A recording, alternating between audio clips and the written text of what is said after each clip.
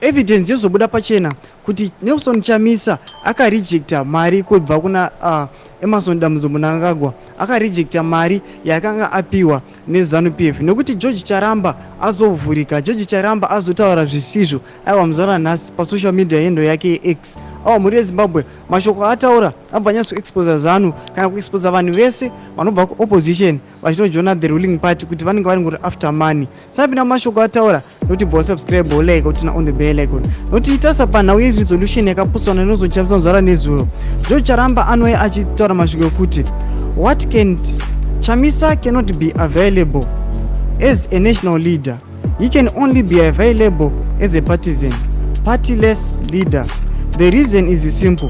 He turned down the offer of leader of the opposition in parliament itself in elevated national status.